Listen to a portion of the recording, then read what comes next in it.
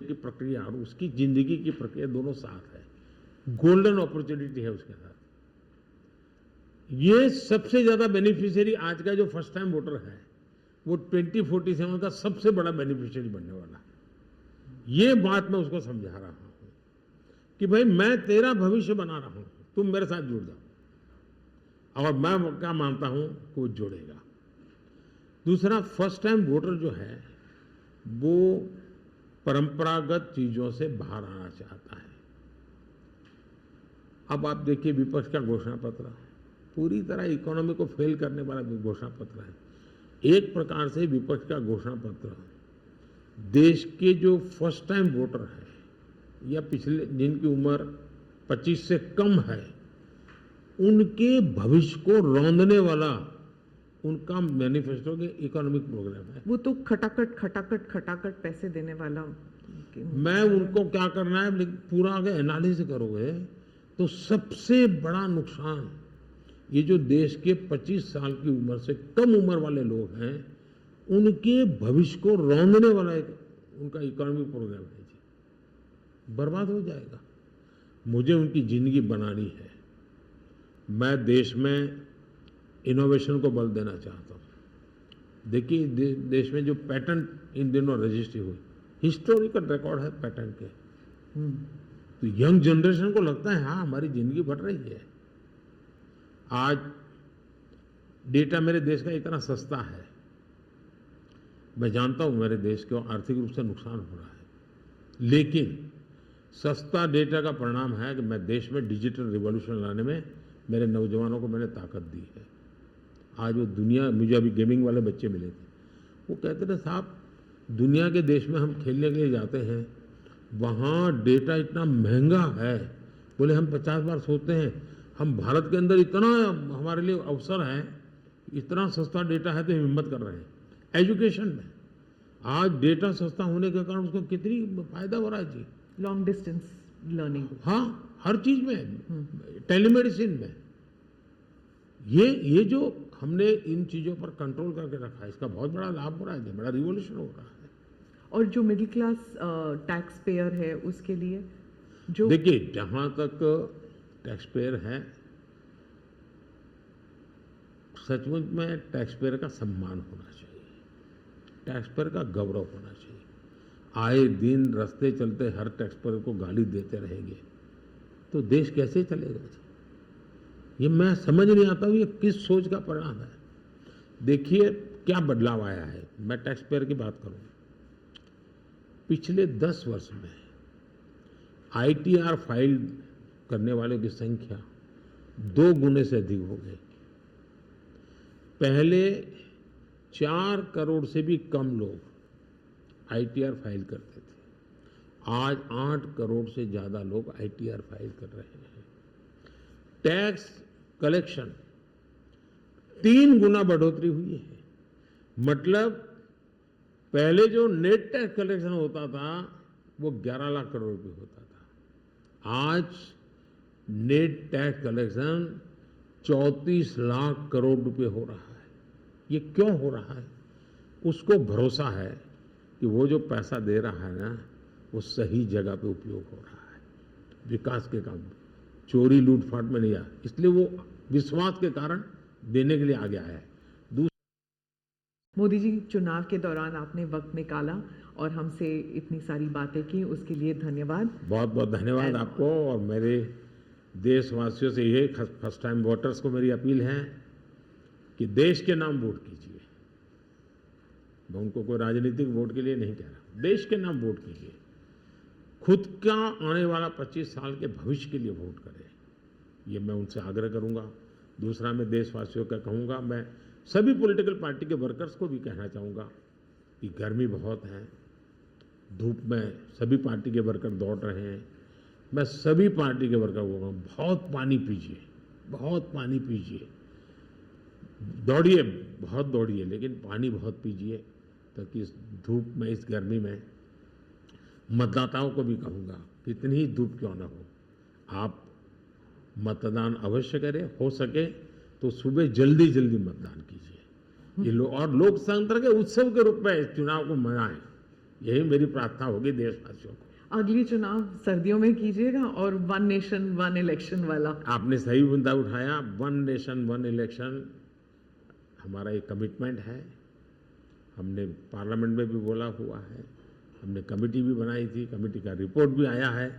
तो one nation one election के संबंध में देश में बहुत लोग ऑन बोर्ड आए हैं, सभी दलों ने, बहुत लोगों ने इसमें जो कमेटी को अपना सुझाव दिए हैं, बहुत ही पॉजिटिव सुझाव आए हैं और बड़े इनोवेटिव सुझाव आए हैं और देश का बहुत बड़ा लाभ होगा अगर हम इस रिपोर्ट को लागू करवा पाते हैं तो। जी, धन्यवाद मोदी जी। नमस्कार। Thank you.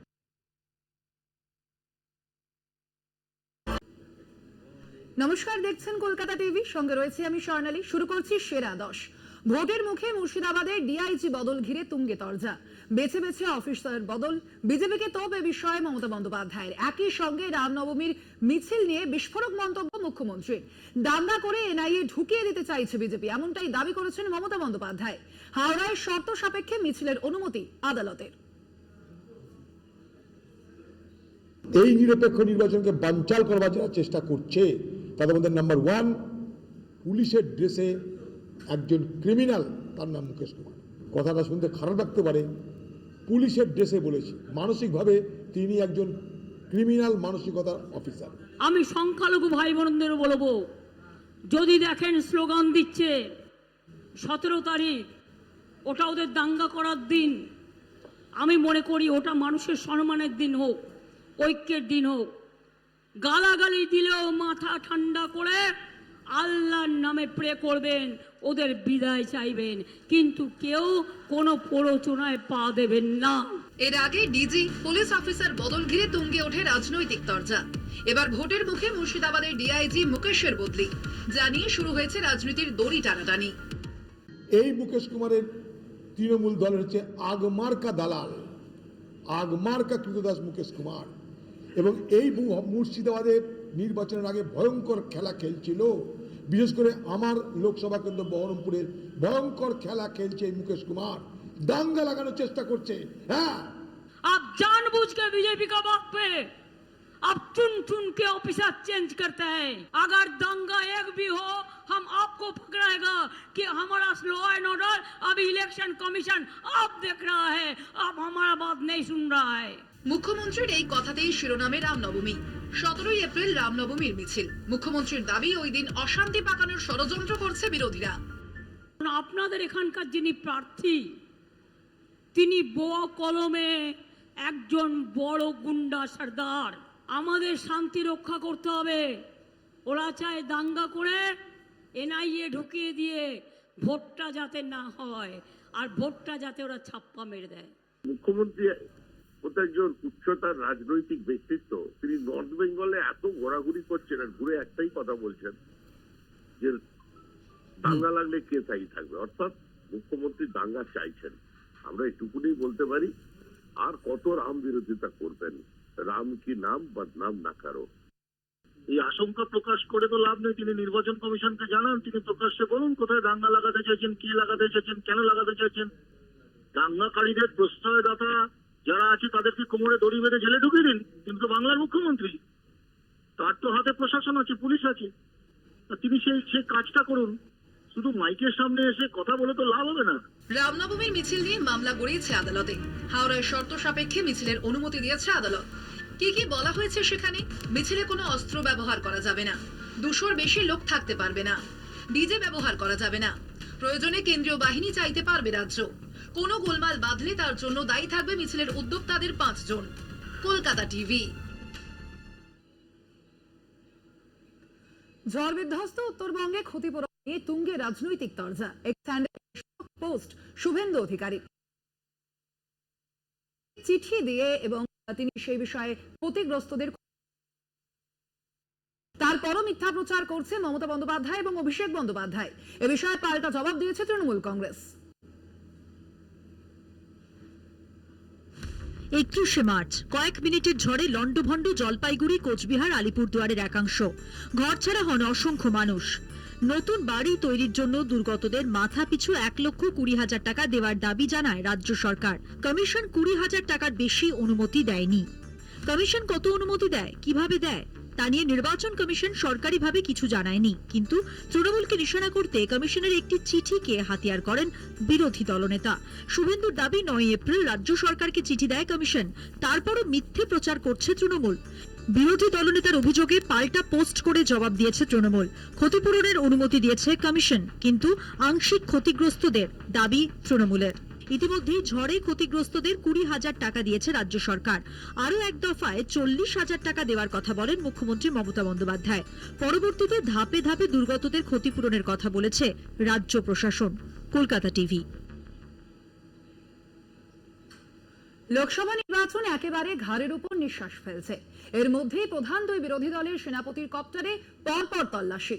রবিবার অভিষেক বন্দ্যোপাধ্যায়ের কপ্টারে আয়কর তল্লাশি এবং সোমবার রাহুল গান্ধীর কপ্টারে তল্লাশি নির্বাচন কমিশনের। প্রথম দফার ভোটের আগে দুই বিরোধী নেতার কপ্টারে তল্লাশি নিয়ে তুমুল শোরগোল। রবিবার অভিষেক বন্দ্যোপাধ্যায়ের পর সোমে রাহুল গান্ধী কপ্টারে আয়কর তল্লাশি।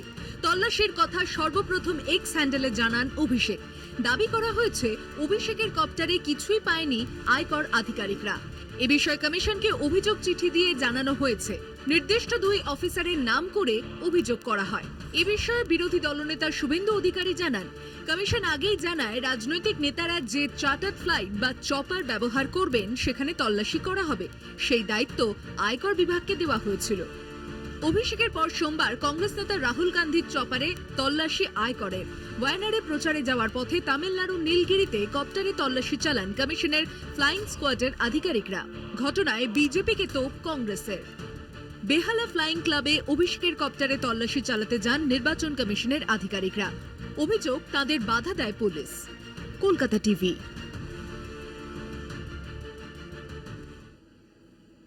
সেরা 10 আজ এ পর্যন্তই। দেখতে থাকুন কলকাতা টিভি, রাত দিন 7 দিন।